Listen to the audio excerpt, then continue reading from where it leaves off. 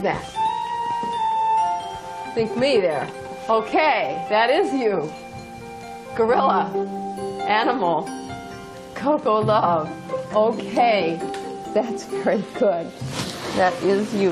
You are a lovely animal. They couldn't have known that their intimate friendship would shatter century-old stereotypes and change forever our outlook of both gorillas and ourselves. Coco has a very strong sense of self. She feels she's important. She's got a strong ego. She's playful, can be very silly. A quick spin, a really quick spin, and then once you're good and dizzy, send you off. She's got a good sense of humor. Oh no! A monster! A monster coming to get the alligator! She can be very stubborn, very willful. Finished. You are not finished. You are not finished. You didn't do the work I asked.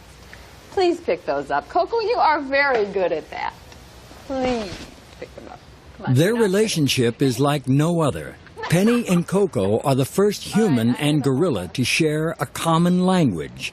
Penny taught Coco to speak sign language. Play with them after you help. Okay? No, not fake. No? What? Their exchanges, their conversations were enchanting and quickly revealed the power language has to build a bridge between our species.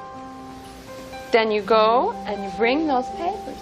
Penny armed Coco with a powerful tool that allowed her to speak as an ambassador on behalf of her endangered species.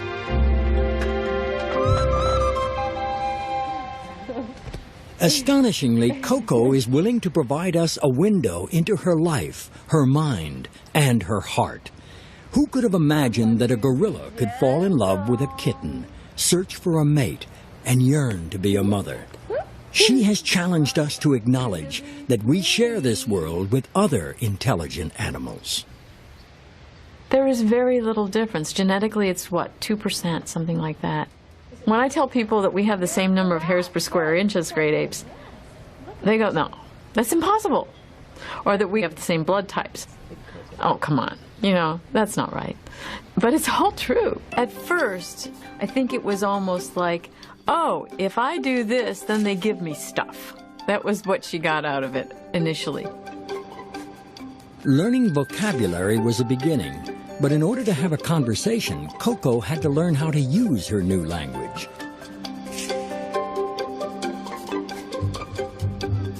Coco proved an adept student. Everyone was amazed at how well the little gorilla was catching on. I think within 2 weeks, Coco was using sign language. I couldn't believe it. Over the next months and years, Coco's vocabulary grew to over 200 signs. Coco was making unprecedented strides and national news. Penny was happy to report the little 5-year-old could not only talk, but was redefining our concept of gorilla intelligence. Coco has performed consistently at a level about a year behind a child her age. So that when you calculate an IQ, which is a ratio, comes out about 85, and 100 is normal, quote, normal. You paint how you feel. I feel nice. You there. Okay. Coco was now fluent in signing. She had been given a voice and used it freely to convey her wants and her needs. Why would I owe you a nut? Because you're good? Oh. Like Chase in. Chase where? You toilet. You go.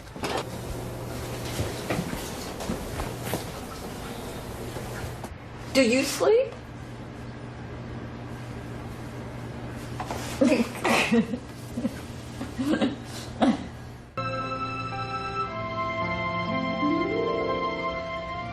The obvious emotions that Coco showed me in the beginning were crying, distress, laughing. Oh, tickling her is so funny. You gorilla! Tickle! Catch! Okay. All the subtle emotions are there. The guilt. What happened? Broke bad. Hungry bad. Oh, honey. Coco love. Oh, all right. We'll make up. I give you a kiss. Thank you. One of her favorite books is The Three Little Kittens. Coco would ask Penny to read it again and again. Lost their mittens, and they began to cry. There was something in the story that seemed to touch Coco. Right. Cry. Eventually, Coco asked Penny for a real kitten of her own. Coco has impacted people in a sort of at a mass level because of that image. The reason that it stands out in people's memories is because there's an emotional surprise there. There's a giant gorilla with a tiny, tiny, tiny helpless kitten and being gentle and loving toward that kitten. Coco rhymed a name for her new kitten. She called him All Ball because to her the cat looked like a little ball. Coco adored All Ball, and they spent countless hours playing together. Although Coco had experienced love and loss, Penny discovered that in time her wounds could heal. Soon boxes and baskets of kittens began to arrive. The world was trying to help Coco find a new feline friend. All the little troubles. All the little troubles. All the little troubles. There.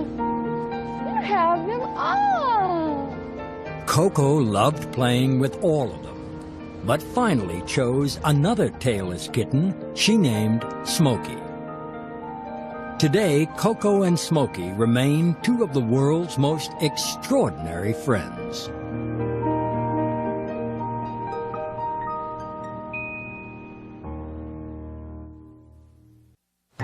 Over the years, Penny has enjoyed watching Michael and Coco's individual personalities emerge. Michael is a totally different personality than Coco. Coco tends to be chatty. Michael is a man of few words. But what he does say is very to the point and on target. Since arriving at the foundation, he has developed a vocabulary of over 500 signs. As he matured, Michael developed a distinctive crest of silver hair across his back and shoulders. He is the alpha, or dominant male, a 450-pound silverback, 3 times as strong as an average man. He is self-reliant and has an active, inventive imagination. An astounding dimension of Michael's character was revealed when he recounted a terrifying memory from his life as a baby in Africa. Every day in Africa, logging and poaching threaten gorilla survival. It seems likely that during a poaching raid, Michael witnessed his mother being murdered and butchered for meat.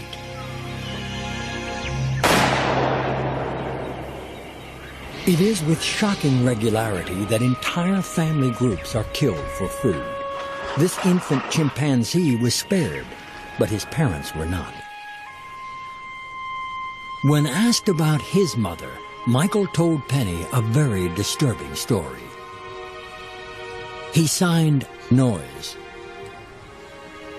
Trouble, and Cut Neck. Penny believes he was describing how he became a captive gorilla.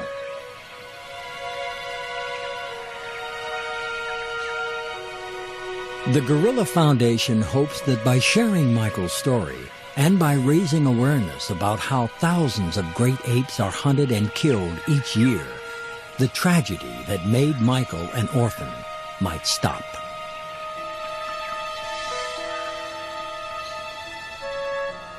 There is no way to know the exact impact this memory has had on Michael.